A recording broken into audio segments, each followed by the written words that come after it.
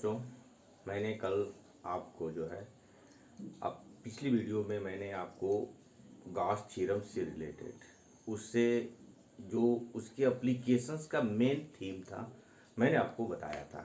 आज मैं उससे रिलेटेड कुछ ऐसी चीज़ें हैं, जब हम इलेक्ट्रिक फील्ड निकालेंगे, इलेक्ट्रिक फील्ड की जहाँ हमें रिक्वायरमेंट पड़ेगी, उस कंडीशंस में कुछ एक्सटर्नल चीज़ों को हमको आवश्यकता पड़ेगी।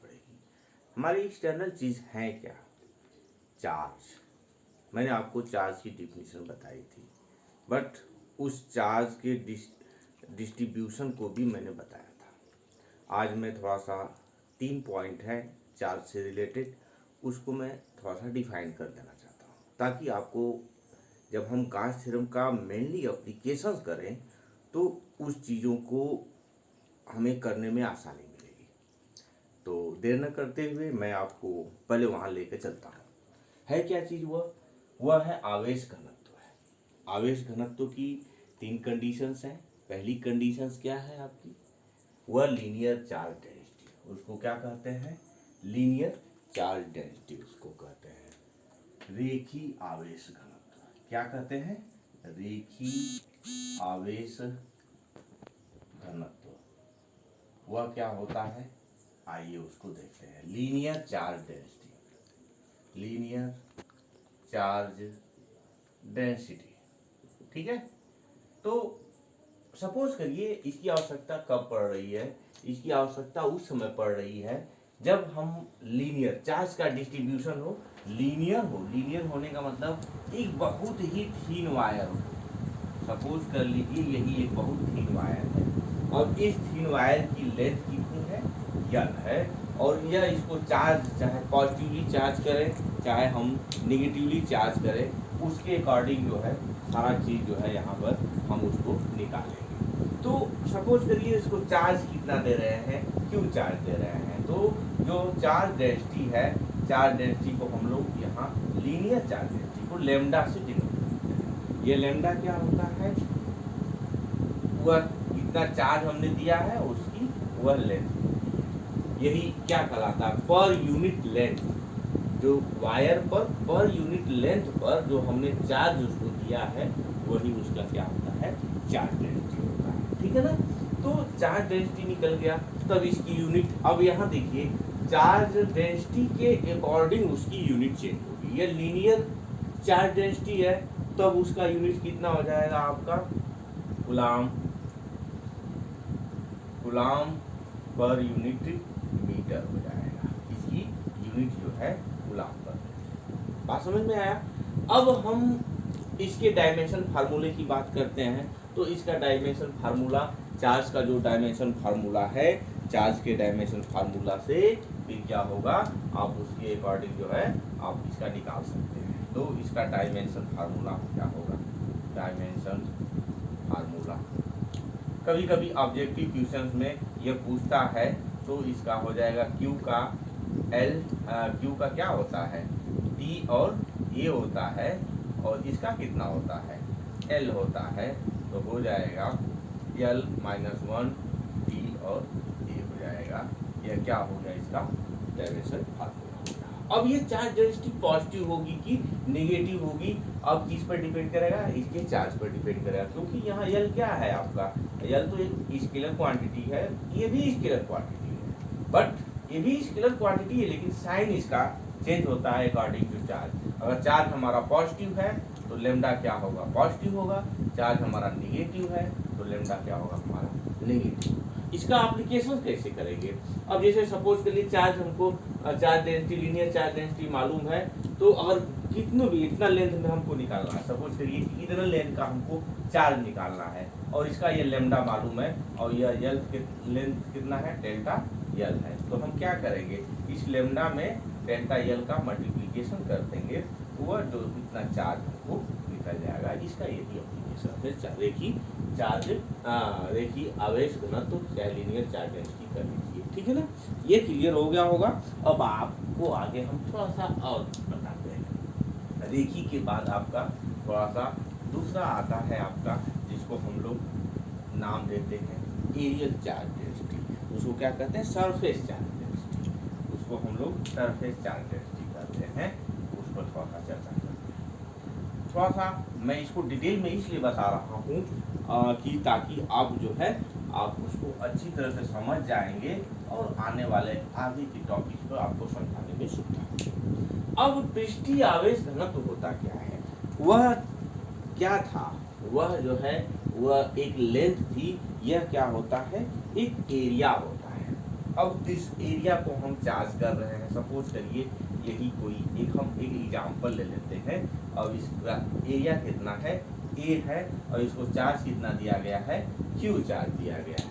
तब अब इसकी चार्ज डेंसिटी पहले वाले से थोड़ा सा अलग हो जाएगी। वह जिसको हम इसको यहाँ सिग्मा से डिनोट करेंगे, वह चार्ज पर यूनिट एरिया जितना भी होता है, इकाई क्षेत्रफल पर जो चार्ज का डिस्ट्रीब्यूशन होता है, उसी को हम लोग क्या कहते हैं, पृष्ठ आवेश घनत्व अथवा सरफेस चार्ज डेंसिटी कहते हैं। बात समझ में आई। अब इसकी भी अब यूनिट वहाँ की तुलना में यहाँ चेंज हो जाएगी। अब इसकी यूनिट हो कितनी जाएगी, इसकी यूनिट हो जाएगी गुलाम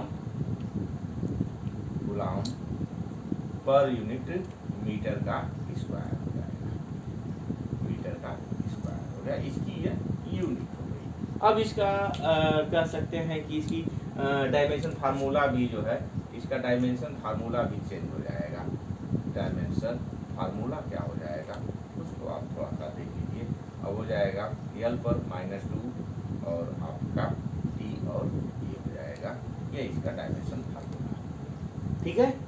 अब मैं बात थोड़ा सा यहाँ मुझे एक स्पेशल चीज़ आपको बतानी है। वो चीज़ क्या है कि हम इसको चार्ज कर रहे हैं। अब इस सीट पर जो एरिया है, जो सरफेस है, उस सीट पर डिपेंड करता है कि वो कैसा है, वह कंडक्टर है कि इंसुलेटर है। ठीक ना। अगर वह कंडक्टर है तो कंडक्टर के केस में क्या होगा, वह कंडक्टर के केस में वह चार्ज का डिस्ट्रीब्यूशन ऑल सरफेस पे होगा, ऑल सीट पर होगा। मैं आपको एग्जांपल लेके बता रहा था, यही सपोज करिए यही है, यह थिन है लेकिन इसमें दो सरफेस है, वो एक सरफेस यह होगा और दूसरा सरफेस यह होगा। अब इस सरफेस के दोनों साइड चार्ज का डिस्ट्रीब्यूशन होगा। कंडक्टर के केस में तो दो सरफेस चार्ज हो जाएंगे इसके। बट अगर इंसुलेटर है तो जिस सरफेस को हम चार्ज दे रहे हैं केवल वही सरफेस चार्ज होगा। जैसे आप व्हाइट बोर्ड को ले लीजिए, अगर यह इंसुलेटर है तो जब इसको हम चार्ज कर रहे हैं तो चार्ज का डिस्ट्रीब्यूशन बस इसी सरफेस पर होगा, जहाँ तक हम उसको अब इंटेंसिटी की, चार्ज की इंटेंसिटी पर डिपेंड करेगा कि इंटेंसिटी कितनी स्ट्रांग है, उसके अकॉर्डिंग जो है यह सरफेस जो है चार्ज होगा। ठीक है ना, इंसुलेटर के केस में। बट अगर हमारा वो कंडक्टर है, कहीं से चार्ज करिए उसको, तो यह भी सरफेस चार्ज हो जाएगा और उधर वाला भी सरफेस चार्ज हो जाएगा। तो यह इस पर आपको इतना ध्यान देना। अब मैं बात करता हूँ इसका एप्लीकेशन कहाँ किया जाएगा। अब सपोज करिए इतना एरिया दिया हुआ है, मान लेते हैं सरफेस एरिया कितना है, ds है, ये ds दिया। आप पूछेगा कि इसमें कितना चार्ज है, तब उस चार्ज को निकालने के लिए हम क्या करेंगे, इस सिग्मा का इस्तेमाल करेंगे। सिग्मा का हम क्या करेंगे, यह ds में मल्टीप्लिकेशन कर देंगे, ये एक चार्ज मिल जाएगा यहाँ q डैश चार्ज। ठीक है ना। अब आता है लास्ट वाला जो है, उसको हम क्या कहते हैं, आयतन आवेश घनत्व अथवा जो है वॉल्यूम चार्ज डेंसिटी। अब इसको देख लीजिए। अब ये अभी बस सेम सिमिलर प्रोसेस इसमें भी है। आयतन आवेश यहाँ हम वॉल्यूम लिख देंगे। ठीक है ना, क्या हो जाएगा, वॉल्यूम चार्ज डेंसिटी। ठीक है ना। ये क्या होता है, तो सपोज करिए अब हम एग्जांपल अपने इस डस्टर को ही ले लेते हैं। ठीक है ना, ये डस्टर को ही ले लेते हैं और सपोज ये 3D केस है, ये 3D केस है। तो अब जब इसको हम चार्ज करेंगे, तो अगर ये इंसुलेटर है, इंसुलेटर केस में हमेशा अगर इस सरफेस को हम चार्ज करें तो फिर ये चार्ज होगा। बट कंडक्टर के केस में जो ही हम इसको टच करेंगे, पूरा इसके जितने भी फेसेज है, 6 फेसेज इसकी बन रही हैं, 6 फेसेज क्या हो जाएंगी, अब अपने एरिया के अकॉर्डिंग वह चार्ज हो जाएंगी। तो यहाँ इसका थोड़ा सा चेहरा बदल जाएगा। अब इसके केस में यह कितना हो जाएगा, इसको हम लोग रो लिखते हैं, रो Q बटा में यह V लिखते हैं। ठीक है ना। अब क्या हो गया, उसी तरह से सेम टू सेम अब इसकी यूनिट चेंज हो जाएगी, कितना हो जाएगी, कूलम्ब पर अब मीटर का क्यूब हो जाएगी। कितना हो जाएगी, कूलम्ब मीटर का क्यूब हो जाएगा। इसका डायमेंशन फार्मूला भी उसी तरह, डायमेंशन फार्मूला कितना हो जाएगा, अब L पर -3 और T और A हो जाएगा इसका डायमेंशन फार्मूला। ये भी पॉजिटिव होगा कि नेगेटिव होगा, सारा किस पर डिपेंड करेगा, चार्ज पर डिपेंड करेगा। अगर चार्ज पॉजिटिव है तो यह पॉजिटिव होगा, चार्ज नेगेटिव है तो यह क्या होगा, बैलून चार्ज डेंसिटी नेगेटिव। बात समझ में आई। अब यहाँ भी वही बात है कि अगर हमको पूरा बैलून न मान करके हमको इतना बैलून मालूम है, रो मालूम रहेगा, तो हम रो में क्या करेंगे, इस बैलून का मल्टीप्लिकेशन कर देंगे तो उतना चार्ज, उतनी वैल्यू चार्ज की हमको मिल जाएगी। ठीक है, तो यह रहा आपका चार्ज डेंसिटी। और 3 तरह की चार्ज डेंसिटी होती है, लीनियर होती है, सरफेस होती है, और एक तीसरा वाला क्या होता है, बैलून चार्ज डेंसिटी होता है। अब इसका एप्लीकेशन जब हम आपके क्लास का एप्लीकेशन बताएंगे तो उसमें आपको समझ में आएगा कि ये क्या चीज़ है। ठीक है ना, तो हम अब उसका जो है अगले वीडियो में हम उसको बताएंगे। आपको अच्छा लगा मेरे चैनल को सब्सक्राइब जरूर करिएगा। मैं आपको एक फैक्चुअल चीज़, चाहे फिजिक्स हो चाहे मैथमेटिक्स हो, उसका फैक्ट आपको बताऊंगा। आपको रट्टा मराने और शॉर्टकट हम नहीं बताएंगे, आपको उसका एक फैक्ट बताएंगे, एक डिटेल बताएंगे, ताकि आप उसकी गहराइयों को, उसकी बारीकियों को अच्छी तरह से सीख जाएं। ठीक है, थैंक यू।